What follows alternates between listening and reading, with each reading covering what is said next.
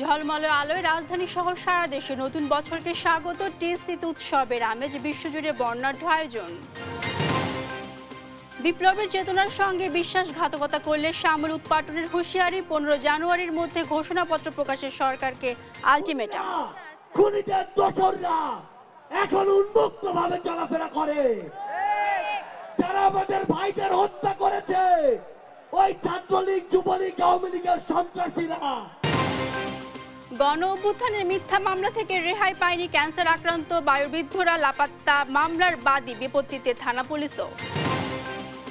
Diesel কেরোসিনের দাম লিটারে কমলো 1 টাকা। 5 ঘন্টা নয়, 3 ঘন্টা বন্ধ থাকবে পাম্প, আজ থেকে কার্যকর।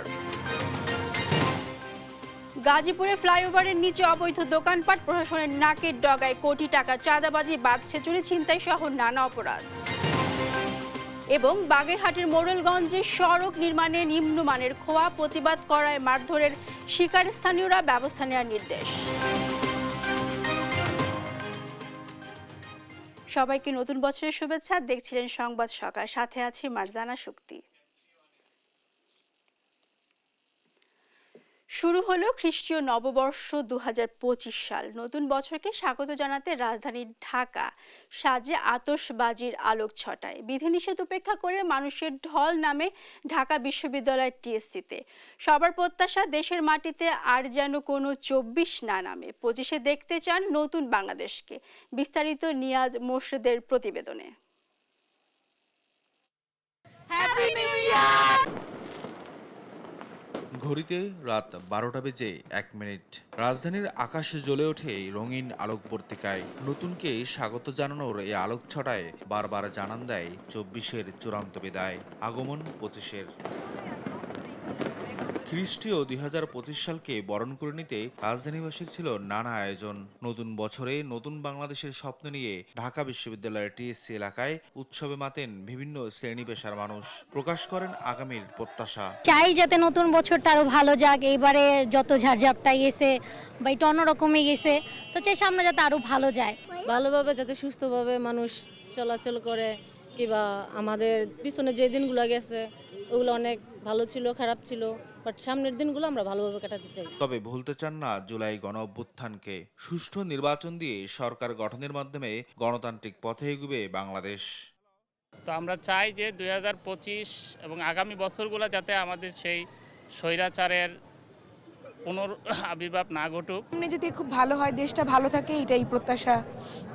গত বছর আমরা 36শে জুলাই যেরকম পার করে আসছি, সামনে যেন এরকম কোনো সময় আর না আসে। খুব ভালোভাবে যাতে বাংলাদেশটা আগাতে পারে, সেটাই মানে শুভকামনা জানাই। মানে অ্যাজ ইউজুয়াল সবার মতোই, মানে সবার প্রত্যাশা যেরকম থাকে আমাদেরও ওইরকমই প্রত্যাশা, যাতে এই 25 সালে আমরা খুব ভালোভাবে কাটাতে পারি এবং এই 25 সালকে সামনে রেখে যাতে পরবর্তী যত বছর আমরা বেঁচে থাকি সেই বছরগুলো যাতে আরও ভালোভাবে যায়, সেই প্ল্যানটা যাতে আমরা 25 সালেই করতে পারি, সেই প্রত্যাশাই থাকে। আইন শৃঙ্খলা রক্ষাকারী বাহিনীর সদস্যরা কঠোর নিরাপত্তার দায়িত্বে ব্যস্ত থাকলেও তরুণরা ভুলে যায়নি তাদেরও বর্ষবরণের অংশীদার করতে। ফুল দিয়ে শুভেচ্ছা জানিয়ে নতুন বছরে নতুন বাংলাদেশ বিনির্মাণে কাঁধে কাঁধ মিলিয়ে কাজের প্রত্যয় জানান।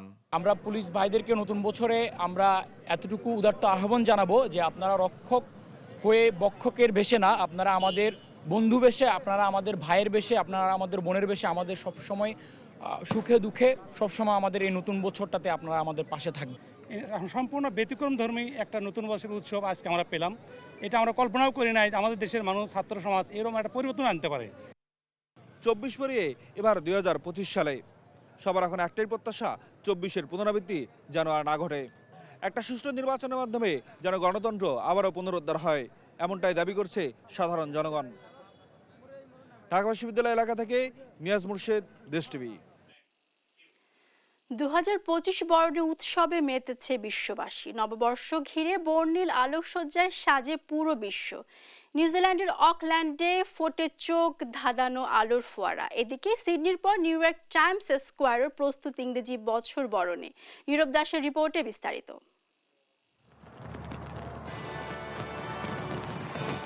সিডনির হারবার ব্রিজ যেন সুবিশাল এক আলোর ফেরি। চোখ ধাঁধানো আলোয় নববর্ষ বরণে কোনো কমতি নেই তাদের।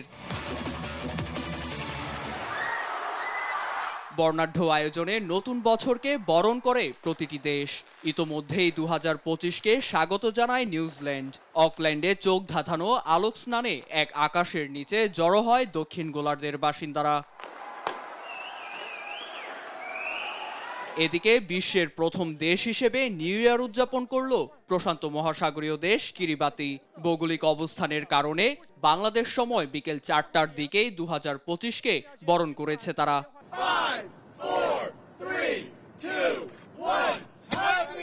120 বছরের ঐতিহ্য ধরে রাখতে বাহারি রঙে সেজেছে নিউ ইয়র্ক। বিখ্যাত টাইমস স্কয়ারের ক্রিস্টাল বল নিক্ষেপের দৃশ্য দেখতে ইতোমধ্যেই সেখানে ঢল নেমেছে দর্শনার্থীদের। 1,60,00,000-এর বেশি বাহারি রং ও নকশা খচিত এই বলটির ওজন 11,875 পাউন্ড। আতশ ফাটিয়ে লণ্ঠন জ্বালিয়ে উদযাপনে প্রস্তুত চীনের লিওয়াং শহর।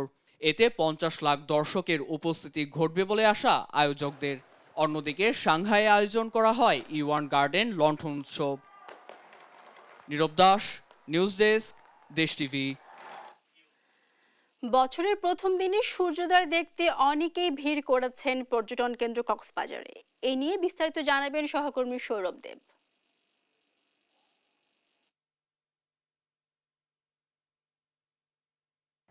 শুভ সকাল।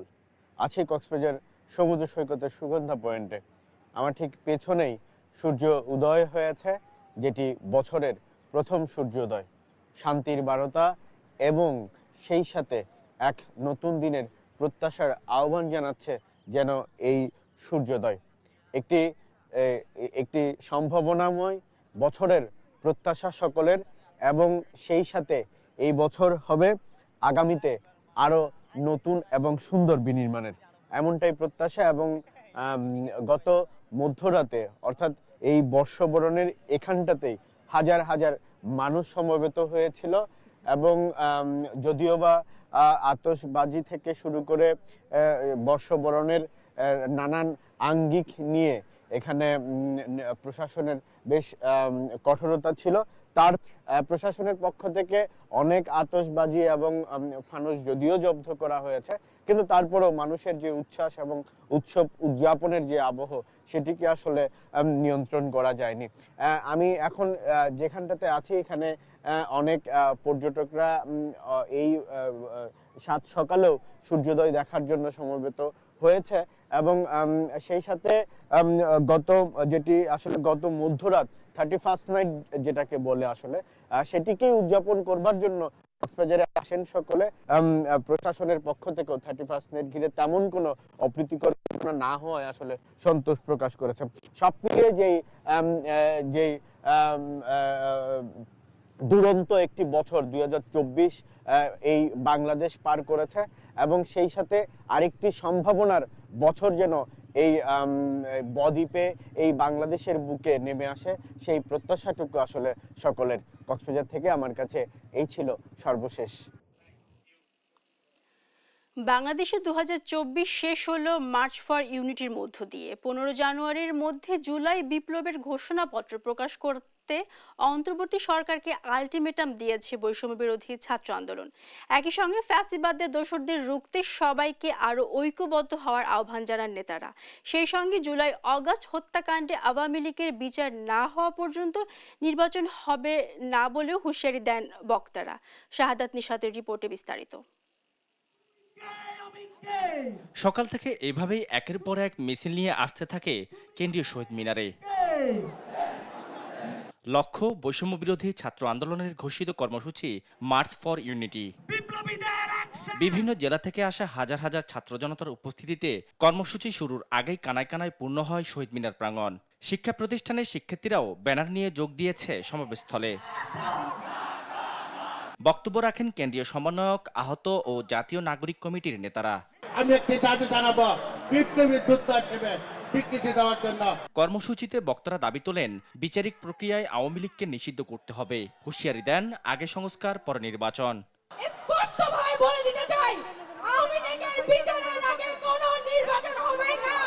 বিভিন্ন রাজনৈতিক পক্ষ যারা সুশীলতা করে বলতে চায় চাঁদাবাজি করে কারা, সাবধান হয়ে যান। বন্ধু রাষ্ট্রের নামে কেউ মাথার উপর উঠতে চাইলে তাকে নামানোর হুঁশিয়ারিও দেন বৈষম্য বিরোধী ছাত্র আন্দোলনের অন্যতম সংগঠক সার্জিস আলম। একই সাথে নতুন করে যারা সিন্ডিকেট করছে তাদের প্রতিও হুঁশিয়ারি দেন তিনি। আমরা অবিলম্বে অন্তর্বর্তীকালীন সরকারকে একটি আহ্বান জানাতে চাই, আমরা যদি আমাদের এই শহীদ ভাইদের রক্তের বিচার না করতে পারি আমরা কখনো নিজেদেরকে মাফ করতে পারবো না। সরকারি প্রতিষ্ঠানগুলো দালাল মুক্ত করতে হবে বলে জানান বক্তারা। বলেন আগামী নির্বাচন হবে গণপরিষদ নির্বাচন, বৈষম্যহীন দেশে আর টেন্ডারবাজি চলবে না বলেও জানান বক্তারা। অতি দ্রুত ফেসিবাদী যে ব্যবস্থা, সেই ব্যবস্থার বিলোপে আপনারা সক্রিয় হন। যদি আপনারা সক্রিয় না হতে পারেন তাহলে 24-এর বাঘের বাচ্চারা নিজেদের হাতে আইন তুলে নেবে ইনশাআল্লাহ। জুলাই বিপ্লবের যোদ্ধাদের উপরে হামলা হয়েছে, হুমকি হয়েছে, প্রত্যেকটার বিচার করতে হবে, এই নিরাপত্তা নিশ্চিত করতে হবে। সকল ষড়যন্ত্র উপেক্ষা করে নতুন বাংলাদেশ বিনির্মাণ করা হবে বলে জানান বৈষম্য বিরোধী ছাত্র আন্দোলনের সদস্য সচিব আরিফ সোহেল। সামনের দিনে সেই লড়াইয়ে আমরা একসাথে থাকবো, আমাদের নতুন বাংলাদেশ আমরা নির্মাণ করেই ছাড়ব। জানুয়ারির 15 তারিখের মধ্যে জুলাইয়ের ঘোষণাপত্র না ঘোষণা করা হলে ছাত্র জনতা আবারও মাঠে নামবে বলে হুঁশিয়ারি দেন বৈষম্য বিরোধী ছাত্র আন্দোলনের আহ্বায়ক হাসনাত আব্দুল্লাহ। 15 জানুয়ারির মধ্যে আমাদের এই জুলাই গণঅভ্যুত্থানের ঘোষণাপত্র জারি করতে হবে। একই সাথে দ্রব্যমূল্য নিয়ন্ত্রণ সহ কোনো ফ্যাসিস্ট নতুন করে মাথাচাড়া দিয়ে না উঠতে পারে সেদিকে সকলকে নজর দেওয়ার আহ্বানও জানান বক্তারা। শাহাদাত নিশাদ, দেশ টিভি, ঢাকা। নতুন বাংলাদেশে আর কোনো বৈষম্য নয়, সমতার মাধ্যমে দেশকে এগিয়ে নেওয়ার প্রত্যয় জানান সারা দেশ থেকে আসা ছাত্র জনতা। ৭২-এর সংবিধান বাংলাদেশের নয় বরং ভারত থেকে শেখ মুজিব আমদানি করেছে বলে মন্তব্য করেন তারা। দ্রুত সময়ের মধ্যে সংবিধান বাতিল করে ৭১ ও ২৪-এর চেতনায় নতুন সংবিধান চান তারা। আলিমুজ্জামান সাফওয়ানের রিপোর্ট, জানাচ্ছেন সাদ আহমেদ। মঙ্গলবার দুপুর থেকেই মিছিল নিয়ে সমাবেশস্থল শহীদ মিনারে আসতে শুরু করে সারা দেশ থেকে আগত মুক্তিকামী জনতা। স্লোগানে স্লোগানে মুখর হয়ে ওঠে শহীদ মিনার প্রাঙ্গণ। যে বাংলাদেশ হবে সাধারণ মানুষের, যেই মানুষ হবে বাংলাদেশের অধিকার প্রতিষ্ঠার বাংলাদেশ, আমরা সেই বাংলাদেশ বিনির্মাণের জন্য সকলের কাছে অনুরোধ জানাবো। মার্চ ফর ইউনিটি কর্মসূচিতে একাত্মতা প্রকাশ করে বিভিন্ন শ্রেণী পেশার মানুষ। সামনে ভালো কিছু আশা করতেছি, সংস্কার হবে ইনশাআল্লাহ। এমন একটা বাংলাদেশ চাই যে বাংলাদেশের শাসকরা হবে এদেশের জনগণের সেবক। এ সময় ৭২-এর সংবিধান ভারত থেকে শেখ মুজিব আমদানি করেছে বলে মন্তব্য করে তারা।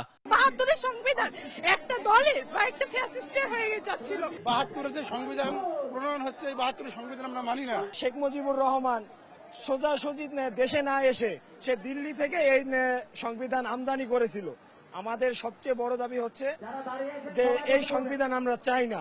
শিক্ষার্থীরা বলেন, জুলাই অভ্যুত্থানে তারা যে বৈষম্য বিরোধী স্বাধীন দেশের স্বপ্ন দেখেছেন তা অনেকাংশে বাস্তবায়ন হচ্ছে না। আগামী দিনে কোনো দখলদারি চলবে না, এক কথায় কোনো বৈষম্য থাকবে না, এখানে দানবতা থাকবে না, একমাত্র মানবতা প্রতিষ্ঠিত হবে। আমাদের ঐক্যবদ্ধ থাকার যে বিষয়টা আজকে আমরা সেই প্রত্যাশাটাই করছি এবং আমাদের সংগ্রাম চলবে ইনশাআল্লাহ, চলবে।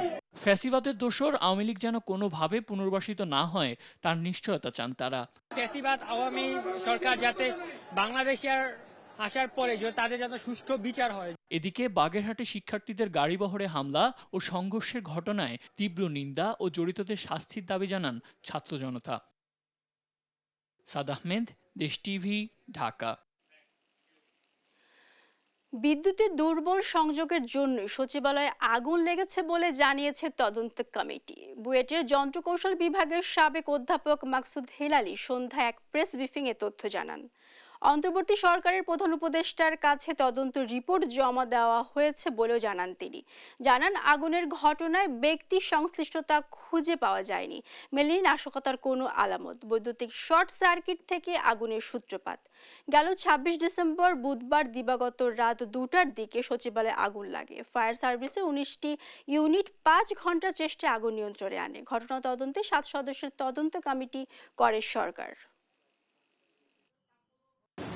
নিয়ম অনুযায়ী একটা তারের জোড়াটা হওয়া উচিত জাংশন টু জাংশন, কিন্তু আমরা মাঝখানে 2টা তার জোড়া দিয়ে পেঁচাই একটা ট্যাপ দিই। এটা একটা অনিয়ম। প্রত্যেকটা বড় বড় প্রতিষ্ঠানে রেগুলার একটা চেক লিস্ট তৈরি করে এগুলো চেক করা উচিত, চেক করা দরকার, কিন্তু আমাদের সরকারি অফিস ব্যক্তিগত জীবনে আমরা এগুলো করি না, আমরা ভুলে যাই। এখান থেকে উৎপত্তি, এখান থেকে বুয়েটের বিশেষজ্ঞ দল এবং ফায়ারের থেকে কিছু কতগুলো টেস্ট সাজেস্ট করা হয়েছে। কিছু টেস্ট অলরেডি আর্মি ল্যাবে চলছে, আর কিছু আমরা সিঙ্গাপুর এবং ইন্দোনেশিয়া পাঠাবো যাতে এগুলো আসে। অবাধ, সুষ্ঠু ও গ্রহণযোগ্য নির্বাচন আয়োজনে কমিশন বদ্ধপরিকর বলে জানিয়েছে প্রধান নির্বাচন কমিশনার এএমএম নাসির উদ্দিন। মঙ্গলবার কুমিল্লা আঞ্চলিক নির্বাচন কার্যালয়ের মতবিনিময় সভায় কথা বলেন তিনি। সিসি আরও বলেন, প্রধান উপদেষ্টার বক্তব্যের আলোকে নির্বাচনের প্রস্তুতি নিচ্ছে কমিশন। এখন চলছে ভোটার তালিকা হালনাগাদের কাজ, বাদ দেওয়া হবে মৃত ব্যক্তি ও রোহিঙ্গাদের। নির্বাচন কবে হবে এমন প্রশ্নের জবাবে সিসি জানান, সংস্কার কমিশনের প্রতিবেদনের উপর নির্ভর করছে জাতীয় নির্বাচনের প্রস্তুতি। আমরা জাতীয় নির্বাচনের জন্য প্রস্তুতি নিচ্ছি, স্থানীয় সরকার নির্বাচনের জন্য প্রস্তুতি আমরা শুরু করি নাই। আসলে এটা করি নাই, আমরা জাতীয় নির্বাচনকে সামনে রেখে আমাদের প্রস্তুতি এগিয়ে নিচ্ছি। সুনির্দিষ্ট কোনো দিনক্ষণ আমরা এখনো নির্ধারণ করি নাই। আমরা মাননীয় প্রধান উপদেষ্টা যে ইঙ্গিত দিয়েছেন ওনার 16 তারিখের বক্তৃতায়, সেটার আলোকেই প্রস্তুতি নিচ্ছি। সংস্কার কমিশনের রিপোর্টগুলো পেলে হয়তো একটা আন্দাজ করা যাবে যে কবে নাগাদ ইলেকশন হতে পারে। ভারতের হুঙ্কারের পাল্টা জবাব দিতে প্রস্তুত বাংলাদেশ। যে কোনো পরিস্থিতিতে সীমান্ত রক্ষায় পিছপা হবে না, এমন হুঁশিয়ারি দিয়েছেন স্বরাষ্ট্র উপদেষ্টা জাহাঙ্গীর আলম চৌধুরী। মঙ্গলবার চট্টগ্রামে বিজেপির প্রশিক্ষণ সমাপনী অনুষ্ঠানে তিনি কথা বলেন। স্বরাষ্ট্র উপদেষ্টা বলেন, মিয়ানমার ঘেঁষা বাংলাদেশ সীমান্ত এখন সম্পূর্ণ বিজেপির নিয়ন্ত্রণে রয়েছে, কোনো ধরনের নিরাপত্তার শঙ্কা নেই। এ সময় সেন্ট মার্টিনের নিরাপদ যাত্রায় মিয়ানমারের সঙ্গে যোগাযোগ অব্যাহত আছে বলেও জানান উপদেষ্টা। সীমান্তবর্তী প্রতিপক্ষদের কাছে কোনো অবস্থাতেই পিঠ প্রদর্শন না করার জন্য আমি তোমাদের প্রতি উদাত্ত আহ্বান জানাচ্ছি। দেশ মাতৃকার রক্ষায় তোমরা প্রয়োজনে জীবন দেবে, তবু দেশের 1 ইঞ্চি মাটিও হাতছাড়া হতে দিবে না বলে আমি দৃঢ় বিশ্বাস রাখি। আমি বিশ্বাস করতে চাই যে তোমরা আমাদেরকে হতাশ ও নিরাশ করবে না।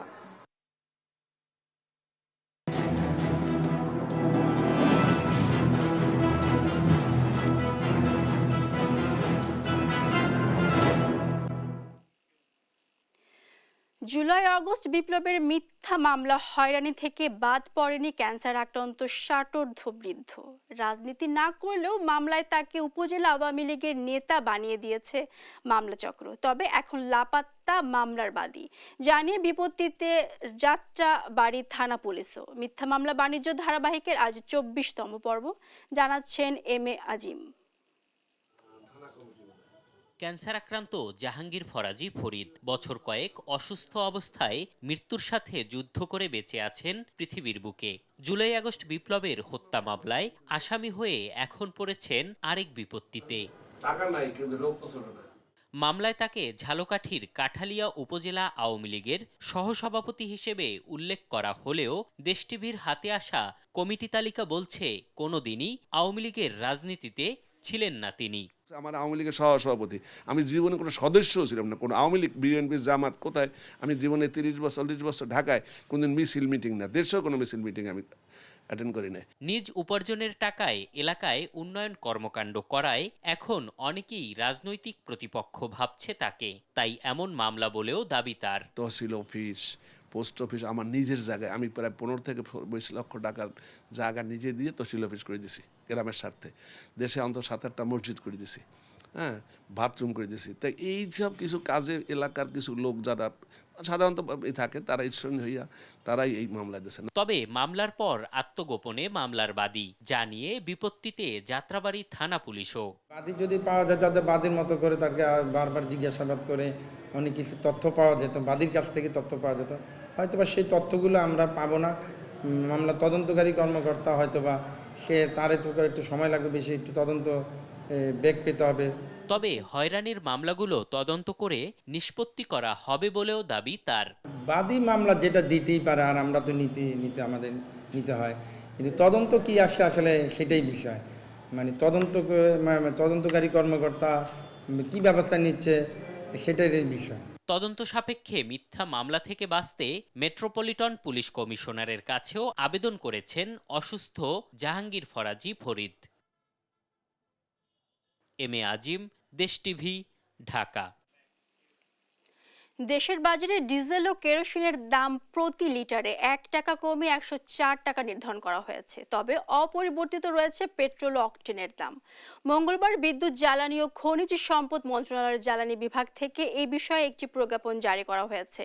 এ দাম আজ থেকে কার্যকর হবে। ডিজেলের দাম প্রতি লিটার 105 টাকা থেকে 1 টাকা কমিয়ে 104 টাকা ও কেরোসিন 105 টাকা থেকে 1 টাকা কমিয়ে 104 টাকা পুনর্নির্ধারণ বা সমন্বয় করা হয়েছে। তবে পরিবর্তিত রয়েছে পেট্রোল ও অকটেনের দাম। অকটেন 125 টাকা ও পেট্রোল বিক্রি হবে 121 টাকায়।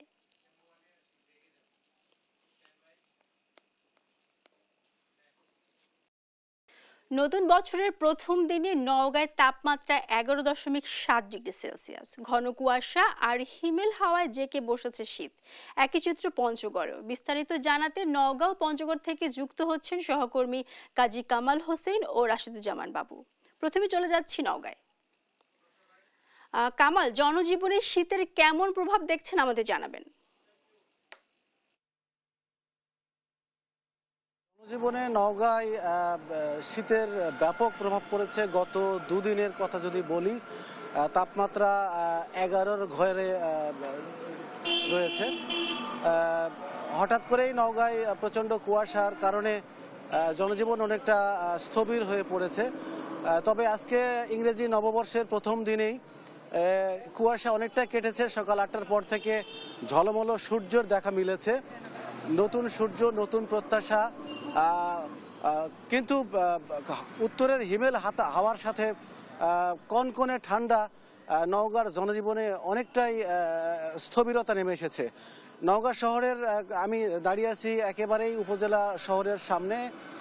বলতে গেলে দোকানপাট, শহরের দোকানপাট যেগুলো খুব সকাল থেকে খোলে, এসব দোকানপাট খুলতে দেরি করছে। এখন পর্যন্ত শহরের এই অঞ্চলের, এই আশপাশের দোকানপাট খোলে নাই শুধু শীতের কারণে। আপনারা জানেন যে নওগাঁ কৃষিপ্রধান এলাকা। বিশেষ করে আদিবাসী এবং সাঁওতাল সম্প্রদায়ের এবং ক্ষুদ্র নৃতাত্ত্বিক জনগোষ্ঠী, নওগাঁর শ্রমজীবী মানুষ যারা মাঠে কাজ করে, কৃষিপ্রধান এলাকায় কাজ করেন, সবচেয়ে বেশি বেকায়দায় পড়েছে এই শ্রমজীবী মানুষ, যারা মাঠে কাজ করতে চরম হিমশিম খাচ্ছে প্রচণ্ড ঠান্ডার কারণে। এছাড়া রিক্সা চালক, ভ্যান চালক কিংবা শ্রমজীবী যারা আছেন, তারাও কাজ করতে প্রচণ্ড বেকায়দায় পড়ছেন প্রচণ্ড ঠান্ডার কারণে। মূলত এই ঠান্ডার কারণে ইতিমধ্যেই হাসপাতালে রোগী ভর্তি হওয়া শুরু হয়েছে। বিশেষ করে ঠান্ডাজনিত রোগের প্রাদুর্ভাব দেখা দিয়েছে। জেলার স্বাস্থ্য বিভাগ থেকে বলা হয়েছে, বিশেষ করে যারা বয়স্ক এবং শিশু, এদেরকে সকালে এবং সন্ধ্যায় গরম কাপড় পরে বাইরে যাওয়ার পরামর্শ দেওয়া হয়েছে বয়স্ক এবং শিশুদের জন্য। আর শীতের কাপড়ের কথা যদি বলি, জেলা স্বাস্থ্য বিভাগের পাশাপাশি জেলা প্রশাসনের তরফ থেকে শীতের কাপড় ইতিমধ্যেই ক্ষুদ্র নৃতাত্ত্বিক জনগোষ্ঠী থেকে শুরু করে আদিবাসী, বেদে সম্প্রদায়, শ্রমজীবী, তাদের মাঝে বিতরণ করা হয়েছে। এবং ইতিমধ্যে জেলা পরিষদের পক্ষ থেকে প্রায় 22,000 কম্বল বিতরণ করা হয়েছে। এবং সবকিছু মিলে বেসরকারি উদ্যোগে কিছু কিছু শীতের কাপড় বিতরণ করা হচ্ছে, কিন্তু তারপরেও সেটি যথেষ্ট নয় বলে জানিয়েছেন শ্রমজীবী মানুষরা। তাদের কিছুটা ক্ষোভ আছে যে তাদের জন্য পর্যাপ্ত শীতবস্ত্র দেওয়া হোক।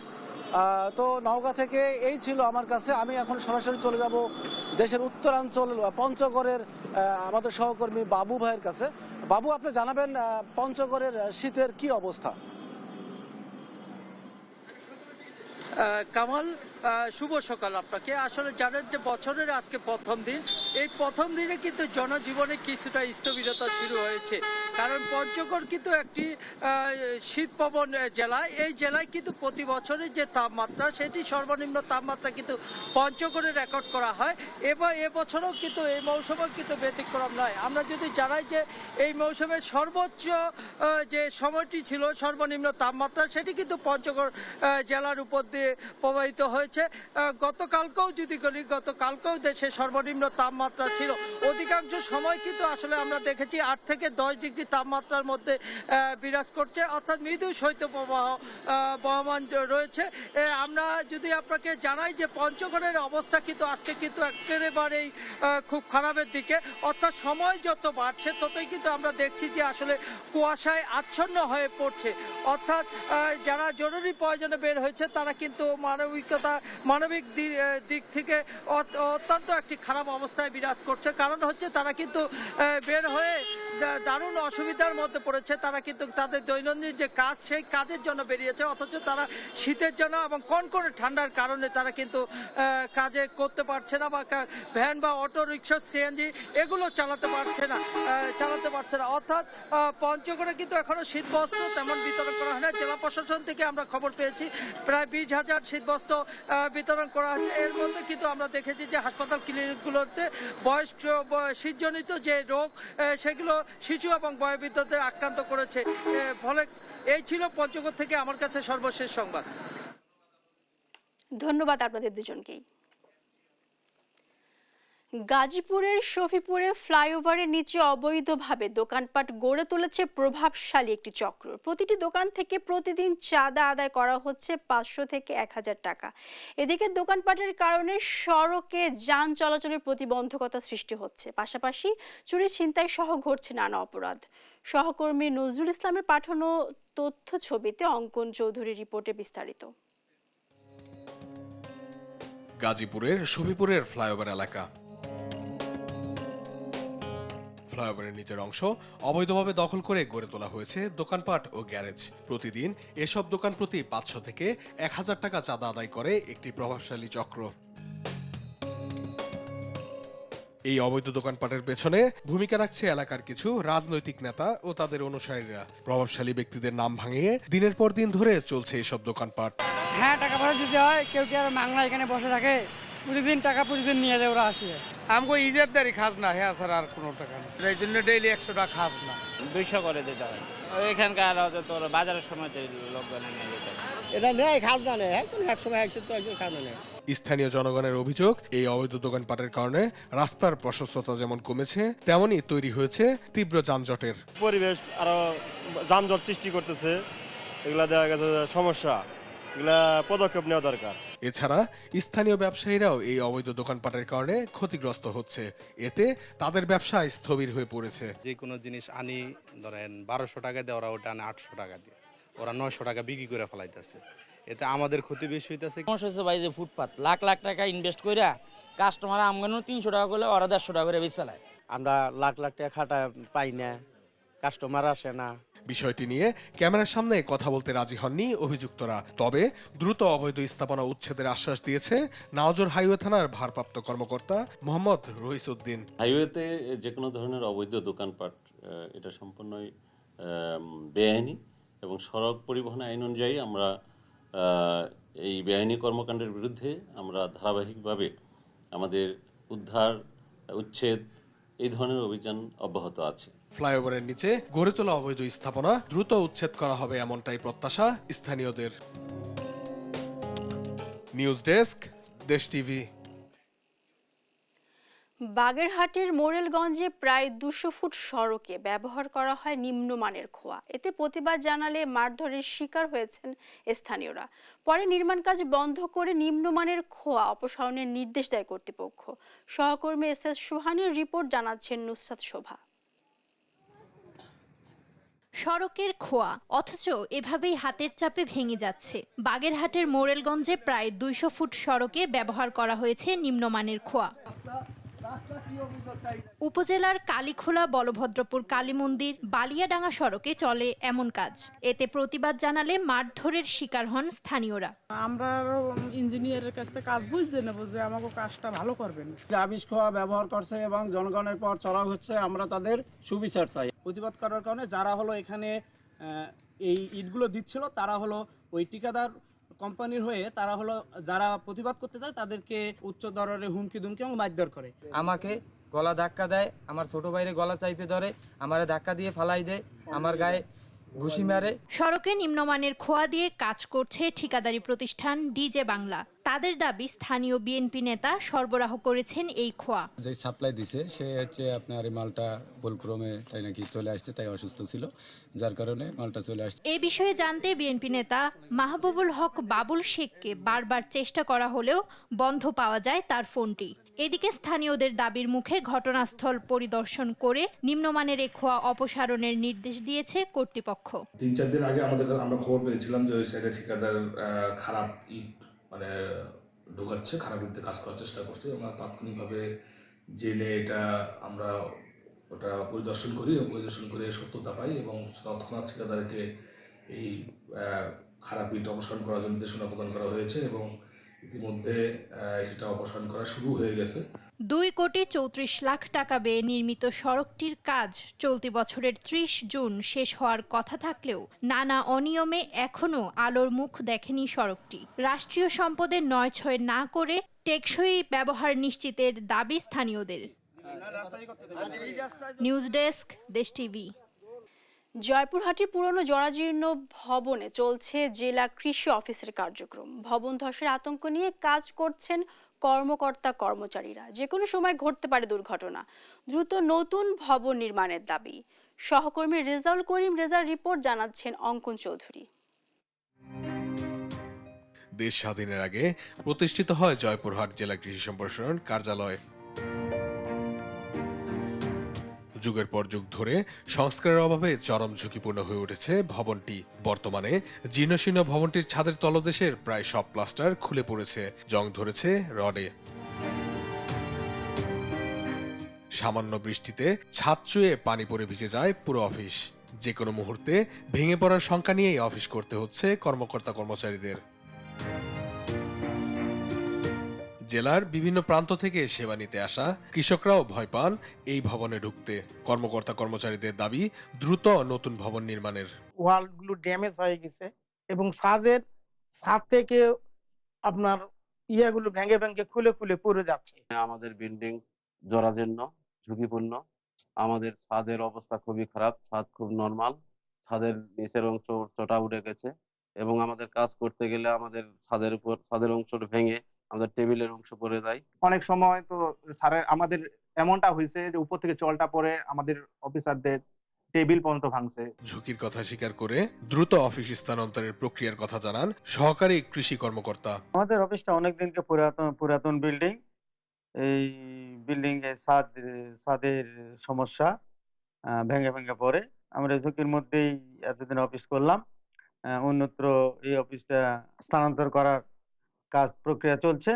কৃষি বিভাগের চিঠি অনুযায়ী ব্যবস্থা নেওয়া হবে বলে জানান গণপূর্ত বিভাগ। কৃষি সম্প্রসারণ কর্মকর্তা কর্তৃক আমাদেরকে একটা পত্র প্রেরণ করা হয়েছে। তাদের যে জরাজীর্ণ এবং পুরাতন স্থাপনাগুলো আছে সেগুলোর মূল্য নির্ধারণ করা, অকশনে নিয়ে সেই লক্ষ্যে আমাদের কার্যক্রম চলমান আছে। শুধু আশ্বাস নয়, দুর্ঘটনার আগে জরাজীর্ণ ভবনটি বাদ দিয়ে নতুন ভবন নির্মাণের বাস্তবায়ন চান কর্মকর্তা কর্মচারী ও কৃষকরা। নিউজ ডেস্ক, দেশ টিভি। বাজার দর ভালো হওয়ায় কুড়িগ্রামে মশলা জাতীয় ফসল চুইঝাল চাষে আগ্রহ বাড়ছে কৃষকের। এই ফসল চাষে প্রয়োজন হয় না বাড়তি জমি, নেই তেমন খরচও। তাই বাগানের সুপারির গাছ, আম গাছ বা যে কোনো গাছের গোড়ায় রোপণ করে এ ফসল বিক্রি করে আয় করছেন কৃষকরা। এদিকে প্রায় বিনা খরচের ফসল চুইঝাল চাষে কৃষকদের পরামর্শ দিচ্ছে কৃষি বিভাগ। সহকর্মী জুয়েল রানার পাঠানো তথ্য ছবিতে নুস্তা শোভার রিপোর্ট।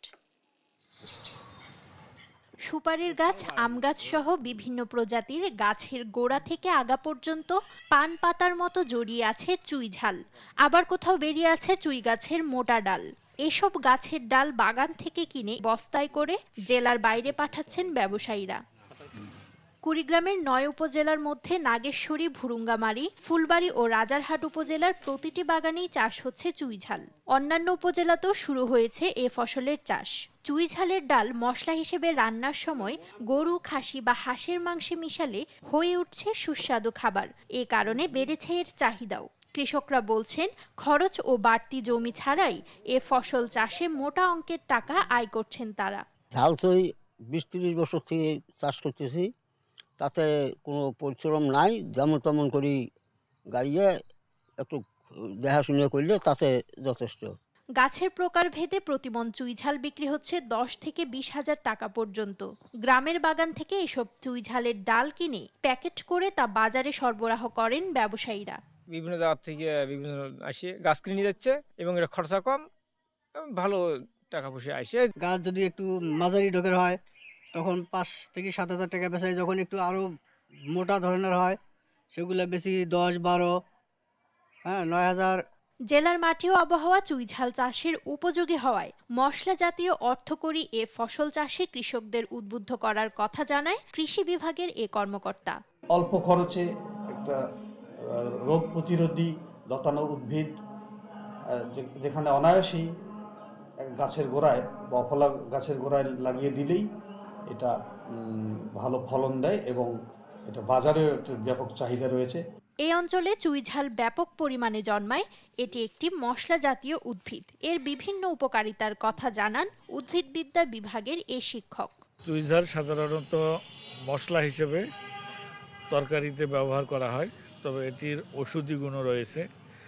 বিশেষ করে বিভিন্ন ধরনের বাত ব্যথা এবং যৌন সংক্রান্ত কোনো অসুবিধা থাকলে এই চুইঝালের মাধ্যমে উপকার পাওয়া যায়। জেলায় এবার সুপারির বাগান সহ বিভিন্ন বাগানের ১৪ হেক্টর জমিতে চাষ হচ্ছে চুইঝাল। বাজারে ব্যাপক চাহিদা থাকায় প্রতি বছর বাড়ছে এ ফসলের পরিধি। নিউজ ডেস্ক, দেশ টিভি।